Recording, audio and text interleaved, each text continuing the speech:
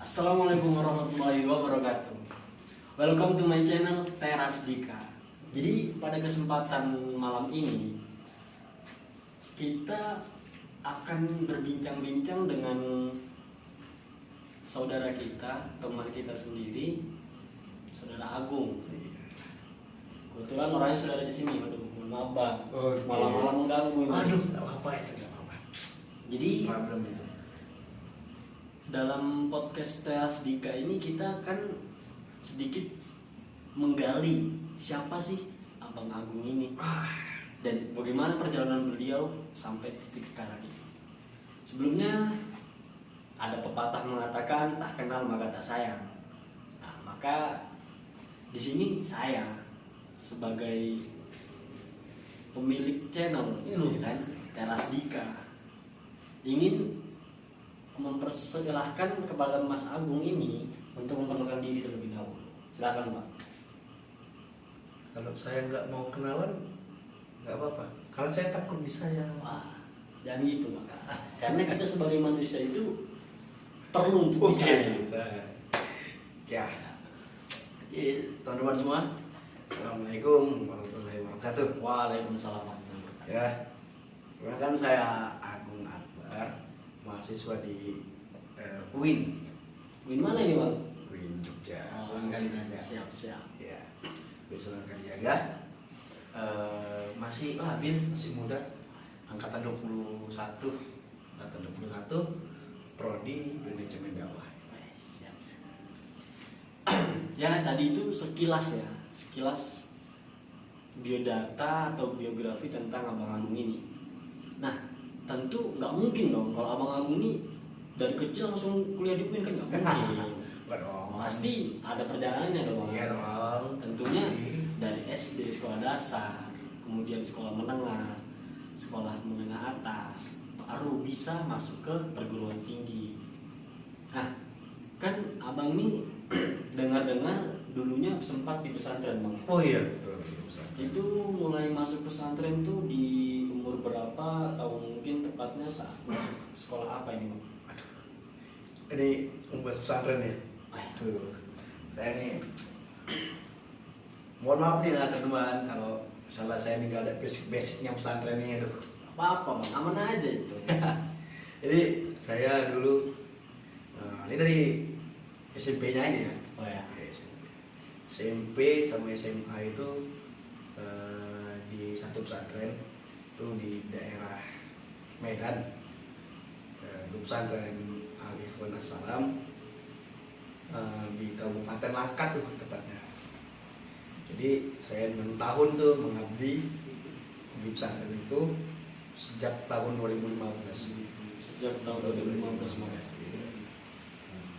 Jadi perjalanan Abang menuju dunia perkuliahan ini kira-kira itu banyak lika-likunya nggak sih? Kalau lika-liku itu banyak. Karena apa ya? Pasti lika-liku itu pasti ada ya. Apalagi kita nih kayak Bang Ken nih juga kan orang jauh ya, tidak asli orang Jogja ini. Pasti lika-lika itu pasti ada. Tapi ya kita cukup bersyukur aja sih bisa sampai di apa ya, yang kita inginkan dari lika-liku tadi itu. Oke, jadi tentunya Abang masuk ke UIN Sunan Kalijaga ini dengan usaha yang maksimal. Apakah kampus UIN ini termasuk salah satu kampus tujuan Abang atau ada beberapa kampus lain nih? Aduh, mohon maaf ya teman-teman, ada mendiskriminasi. Karena saya tuh pengen gitu masuk ke Al Azhar. Oh iya. Tapi saya sadar diri gitu. Karena ya saya cuma basic aja pesantren, tapi ilmu tuh masih jauh gitu. Dan apa keinginan tuh masuk ke sana, tapi takdir berkata lain gitu. Saya kira ikut jalur UMPTKIN itu kalau masih di pesantren. Saya ambil tuh di UIN sini, UIN Sunan Kalijaga, sama ada tuh IAIN di Bukit Tinggi. Saya ambil itu alhamdulillah dari pengumuman itu saya jebol di lulus di Jadi perasaan abang ya ketika keterima di UIN Sunan Kalijaga. Jadi ini mohon maaf nih Bang, sebenarnya ya. tujuan utamanya abang di mana sih? Entah itu di IAIN Bukit Tinggi atau di UIN-nya? Tujuannya sekarang sih emang di UIN ya sih. Ya di UIN-nya. Di UIN ya. Karena kan siapa sih nggak tahu Jogja gitu. Siapa sih nggak tahu kota pelajar ini gitu. Dan ya saya memang mau cari atau mendalami hal keagamaan gitu. Makanya saya mengambil yang UIN gitu. Ini sempat juga dipertanyakan kenapa sih nggak tertarik ke UGM gitu kan. UGM ya tahu dong power UGM itu, popularitas UGM itu gimana, dan itu di Jogja ini ya sangat wow gitu. Tapi hati ini tetap ya udah UIN. Berarti kan gini Bang ya, abang kan ingin mendalami ilmu agama gitu. Iya betul. Berarti kalau abang masuk ke UIN yang basic yang mana, UIN Universitas Islam Negeri, Iya. udah pastinya udah cocok banget itu Bang. Iya. Jadi ketika abang masuk ke UIN ini dengan pengumuman kalau diterima di UIN itu, perasaan abang itu gimana? Tentunya tuh perasaan tuh ya pas 10, 15 menit sebelum pengumuman tuh jelas bercampur aduk gitu. Antara lulus kah atau tidak, karena saya tuh belum pernah pergi sejauh ini gitu. Apalagi ini di luar pulau, ya, saya dari Medan. Jadi saat saya keterima tuh ya saya ya tetap bersyukur gitu. Dan tapi antara nggak nyangka juga sih, karena orang seperti saya mungkin yang banyak memiliki keterbatasan gitu bisa sih bersaing tuh dengan beribu-ribu orang, dan itu jadi suatu hal kebanggaan tersendiri sih. Makanya kalau teman-teman ya yang mungkin diterima di PTKIN atau PTKN yang tidak sesuai dengan, misalnya nih ada teman-teman nih yang dia nih pengen masuk GM tapi rupanya jebol di tempat yang lain dan dia merasa rugi gitu. Sebenarnya itu nggak bisa, nggak, kita tetap intinya bersyukur karena berapa banyak orang yang mungkin menginginkan di posisi kita sekarang ini gitu. Di posisi kita sekarang ini. Nah, jadi gini teman-teman, kalau dari apa yang disampaikan Abang Agung tadi, kita tuh harus bersyukur, dan bersyukur aja tuh nggak cukup. Kita harus berusaha semaksimal mungkin, semampu kita, sampai ibarat kata titik darah penghabisan. Untuk apa? Untuk mencapai apa yang kita inginkan, tentunya dalam hal yang baik. Jadi kita itu harus berusaha, tidak dibatasi dengan apapun. Tidak. Mau kita tidak memiliki kesempurnaan, mau kita memiliki kecerdasan di bawah rata-rata, kita tetap harus berusaha. Dengan kondisi ekonomi kita yang mungkin di bawah, menengah atau di atas, kita harus tetap berusaha. Sekuat tenaga. Kenapa? Karena mungkin ya benar tadi kata Abang Agung tadi, di tempat lain mungkin masih banyak orang-orang yang ingin melanjutkan studinya ke kampus-kampus ternama atau kampus-kampus favoritnya. Ya dengan seperti ini alhamdulillah kita bisa melanjutkan studi kita bisa bertemu dengan teman-teman yang baru, mendapatkan ilmu yang baru, mempelajari hal-hal dari berbagai macam lingkungan. Dan tentunya semuanya butuh perjuangan, butuh kerja keras, dan tidak lupa doa. Karena usaha tanpa doa juga percuma, itu pun sebaliknya, doa tanpa usaha juga percuma. Bang, udah minum? Belum nih. Udah haus sekali nih. Haus udah kering nih kan. Iya. Kita minum lah. Akhirnya ditawarin juga. Minum dulu kita. Oke. Ini emang diberi atau ada endorse ini? Ada harapan endorse sih. Ada harapan endorse. Ingat ya, ingat di channel ini. Kalau boleh tahu abang nih berapa saudara di rumah? Dua. Dua aja bang ya. Iya. Yang adik kedua cowok atau cewek? Cowok. Cowok juga ya. Wah, berarti berat juga ini bang, karena sesama laki-laki Aduh. tentunya punya pemikiran yang ingin menjadi pemimpin. Iya, betul. Sedangkan menjadi pemimpin itu bukan hal yang mudah ya. Oh, bukan. Kalau apa ya? Jadi kita tuh abang ini juga anak pertama gitu. Iya. Sama, saya juga gitu bang. Sama. Adik pun laki-laki, cuman berdua. Jadi kita tuh dilema gitu. Dilema tentang keinginan kita dan dilema tentang pundak keluarga yang akan kita pikul. Kita mengejar bahasanya itu mengejar umur orang tua yang mungkin semakin menua, dan kita saat ini belum jadi apa-apa. Nah, kita nih anak pertama itu diibaratkan terbagi di dalam 2 cabang. Cabang pertama ini kita memang ingin memberikan sepenuhnya kebahagiaan untuk kepada orang tua. Cabang yang kedua kita nih mau mengejar impian kita gitu. Kadang itu banyak nih anak-anak laki-laki, anak pertama yang kadang mengorbankan mimpinya hanya untuk adik-adiknya, hanya untuk orang tuanya gitu. Dan itu pundak kita itu sangat berat. Oh ya. Bahkan bukan hanya tentang laki-laki bang. Bukan itu. Anak pertama Siapapun, apapun gendernya, siapapun laki gender, perempuan, apapun itu pasti berat. pasti sangat berat. Jadi sebagai anak pertama itu hal yang paling berat yang abang rasakan itu sebenarnya apa bang?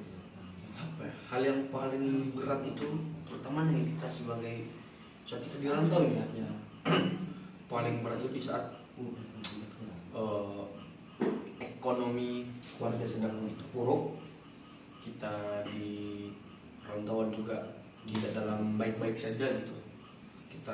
Kita butuh misalnya bahasanya kita butuh dana, sedangkan orang tua kita juga di sana mencari ekonomi juga susah, adik kita juga butuh dana gitu. Dan itu menurut saya itu titik terendah sih dalam hidup saya.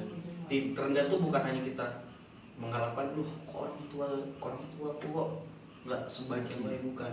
Menurut saya tuh titik terendah itu di mana saat orang tua mengeluh tentang ekonominya, tapi kita sebagai anak pertama tuh tidak mampu berbuat apa-apa gitu. Itu merupakan satu hal yang paling berat ya. Paling berat itu karena ya sekali lagi pundak itu di pundak, beban keluarga itu akan ada di pundak kita. Kita punya adik, kita punya ayah, punya ibu, dan itu semua nanti akan kita yang nanggung. Adik kita menikah, misalnya ayah kita tidak ada, kita yang menjadi walinya. Ayah kita atau ibu kita meninggal, maka kita nih, khususnya kita nih lagi-lagi itu tuh untuk bisa menyolatkannya gitu, untuk bisa membawa, menggiring jenazahnya terakhir kali. Dan itu menurut saya tuntutan yang berat gitu. Tuntutan yang sangat berat. Jadi dari yang abang sampaikan ini, sebagai anak pertama itu tentu saja pundak kita itu sangatlah berat. Sangat. Nah, kita sebagai anak pertama, kenapa dalam ajaran Islam itu kita diperintahkan untuk mempelajari agama Islam dan bahkan wajib? Kenapa? Ya, seperti yang tadi abang katakan, apabila orang tua kita sudah tiada, yang paling baik adalah anaknya, anak laki-lakinya lah yang menyolatkannya, yang memandikan jenazahnya, mengantarkan hingga ke liang kuburnya. Nah, dari pelajaran ini udah pasti kita semua sebagai manusia, khususnya kita umat Islam, pasti ingin menjadi anak yang berbakti pada orang tua, Bang. Betul itu. Nah, dari tadi yang abang sampaikan, titik terendah ketika orang tua kita mengeluh tentang ekonomi. Betul. Kebetulan beberapa waktu lalu saya juga merasakan Iya. ketika orang tua bilang, maaf nak, ibu, abah nggak punya uang. Di situ tuh saya ngerasain tuh kayak hati tuh kayak saya belang, betul. Dengan kondisi kita butuh kan banyak sekali dana, kita juga ngekos, belum lagi uang makan kita, uang kuliah kita, keperluan kita sehari-hari juga. Dan ketika orang tua mengeluh tuh hati tuh kayak disayat gitu, sakit ketika merasakan itu. Saya ingin gitu rasanya, gimana sih biar bisa membantu ekonomi orang tua. Cuman sampai detik ini saya belum bisa. Nah mungkin semoga kita semua mampu membalas semua kebaikan orang tua kita, jasa-jasa orang tua kita, meskipun mereka nggak pernah minta balasan sama sekali. Dan gak mungkin orang tua itu minta, kembalikan uangku yang aku rawat kamu selama belasan tahun, puluhan tahun. Gak mungkin nih. Orang tua kita memberikan semuanya itu tulus dari hati, tulus untuk anak-anaknya. Agar apa? Agar anak-anaknya itu bisa menjadi orang besar kelak nanti. Bagaimana tuh kisah seorang Uwais Al-Qarni ya, yang kita tahu itu, yang intinya gitu dia mampu menggendong ibunya gitu ya, kalau tidak salah dari Syam ke Mekah, dan itu jaraknya luar biasa. Dan ia ditawarkan ibunya untuk apa ya? Untuk meminta apa sih yang ingin kamu minta saat ibu di depan Ka'bah? Dia tidak ingin meminta apa, dia ingin minta ibunya itu selalu dalam keadaan sehat gitu. Dan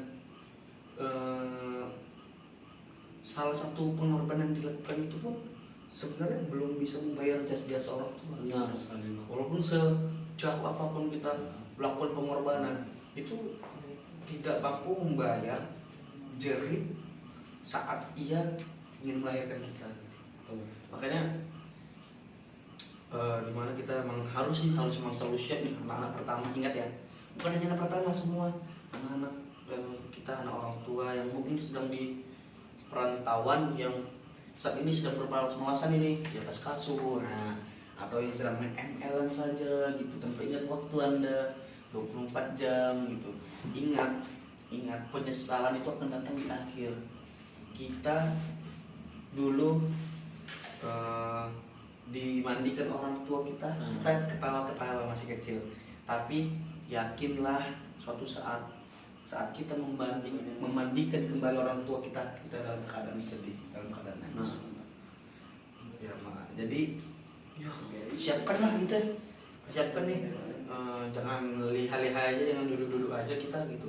Gimana sebagai mahasiswa mempersiapkan masa depan dan memberikan yang terbaik ke dia, agama ini.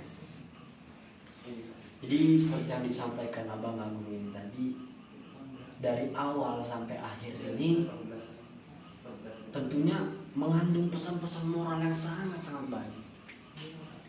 Yang mana kita, Abang Agung ini juga, saya sebagai anak pertama,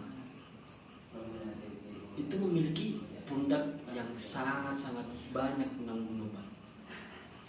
Kemudian kita sebagai anak pertama itu harus mempunyai pundak yang kokoh. Kita boleh mengeluh, kita boleh beristirahat kalau capek, tapi jangan pernah menyerah. Tidak ada kata menyerah.